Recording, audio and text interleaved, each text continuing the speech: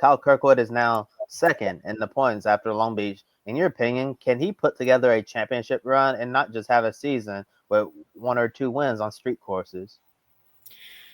Never say never, but my inclination is to say no, because how do you beat Alex Palou?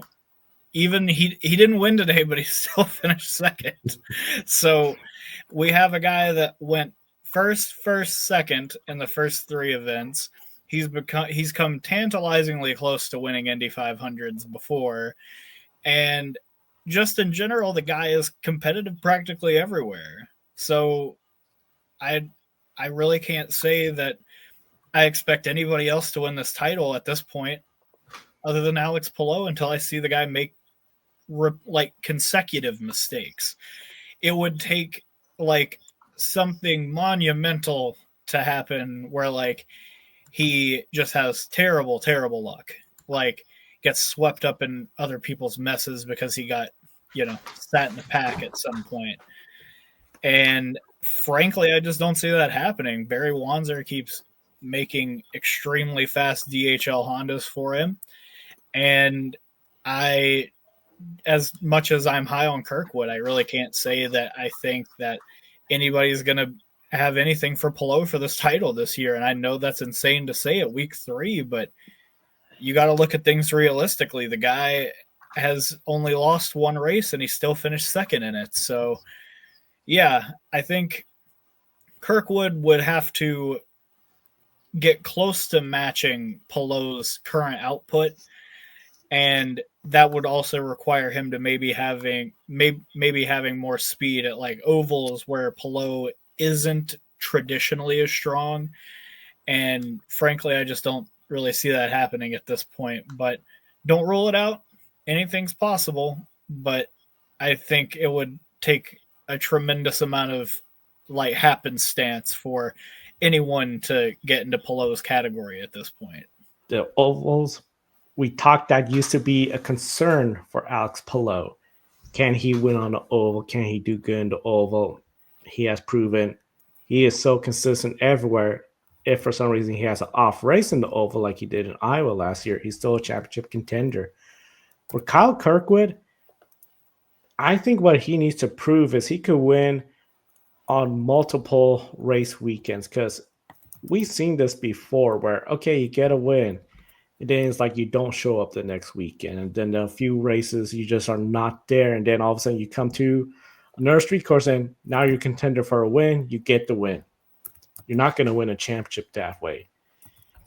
And TT IndyCar, goodness, as you said, Tanner, it's going to be really hard to beat Alex Palou.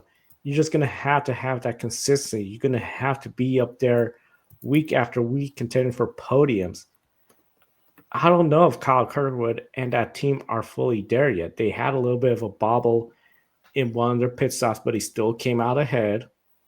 The rest of the race, they did good. But just look on some of their teammates, how they were up there too, and then just the way things did not work out for their favor, they ended up much lower. Kyle Kirkwood's team put together everything right today, and they beat Alex Palou. That's a big statement, but I think they have to do that every week to try to beat Alex Palou, and that's just going to be really hard because Barry Wanzer on that radio today, he just sounds so calm. Alex Palou was just cool, calm. How are you going to beat these two? I mean, I know Newgarden gave Bob Pocker some grief about his question after the first race, and it's just one race, Bob. But it's like, okay, well, we're now 3 races, and Palou has had his worst finish, second place. It could be a long season. I mean, before you know, we're at the Indy 500 3 races from now. Yeah, Joe, it's really crazy that we're already thinking about the month of May right now. I mean, we're almost halfway through the month of April in just a couple of days, and then the best month of the year is finally going to be here. And like you're saying, wondering how we're going to beat, Alex Palou and Barry Wanzer, kind of like many years ago, saying, how do we beat Jimmy Johnson and Chad Canals in the NASCAR Cup Series?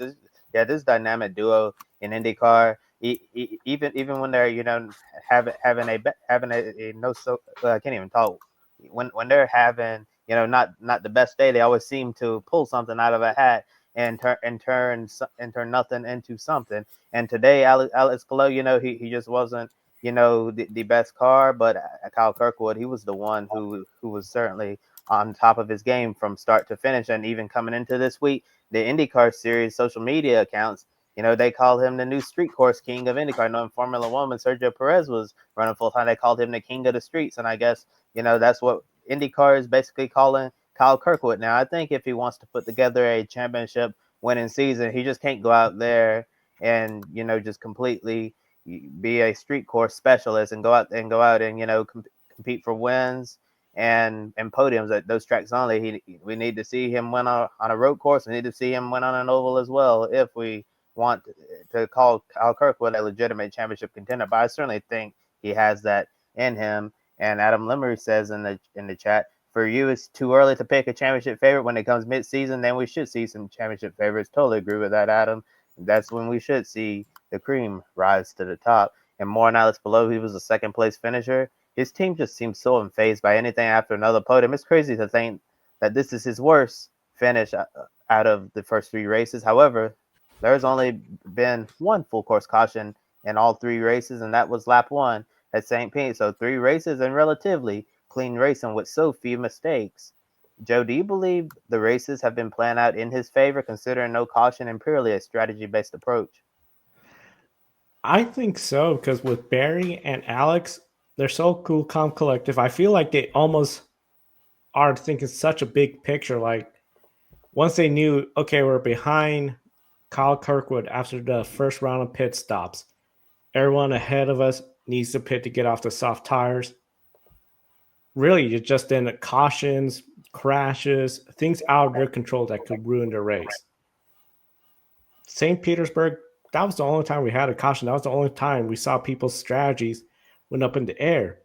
Same time, though, we saw how Palou made that first pit stop, and guess what? It worked out for him. So I feel like it has, in a way, played in his favor, because I think if you have a race where there's caution after caution, you have, particularly in the ovals where you have the cars just so close and you're so on the edge of control, and more mistakes occur because you're on those sweeping corners, especially Iowa where Palou made that mistake.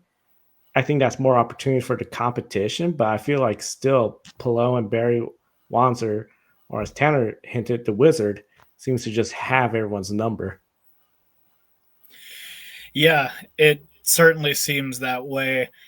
With Palou, I feel like for sure the way these races have been playing out certainly plays into their approach. They are very clinical, very methodical, and I think that when everything kind of has to play into a strategy game and knowing when to pit, when to pull the undercut, when to pull the overcut, I think when those questions are a little bit more frequent, that's when you see Alex Palou at his best. And I think that is in part due to Barry Wanzer being on top as part of his team. But at the same time, I just feel like these races are just getting so spread out because you can't really pass. And when you're at a street circuit like Long Beach, I know that it has, a lot of passing zones on it in some cases.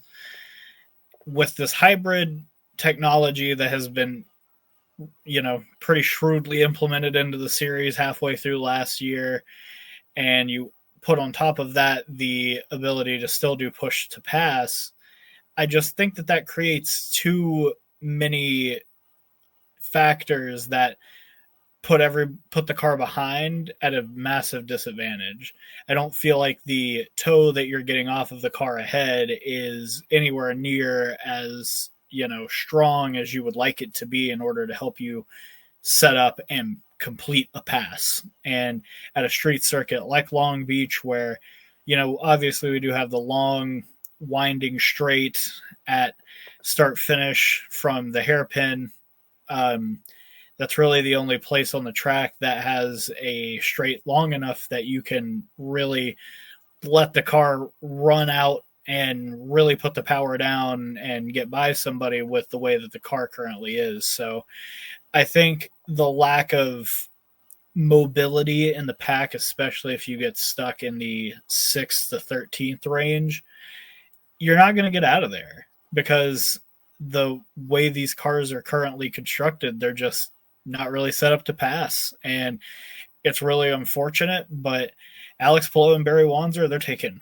full advantage of it. And when you don't have cars running close together, they're not going to crash as often. So, yeah, it's unfortunate for the state of IndyCar that the lack of, a great racing product is kind of hampering everything. But like I said, seems like Alex Palou and Barry Wanzer have everything figured out while everybody else is still trying to catch up to them.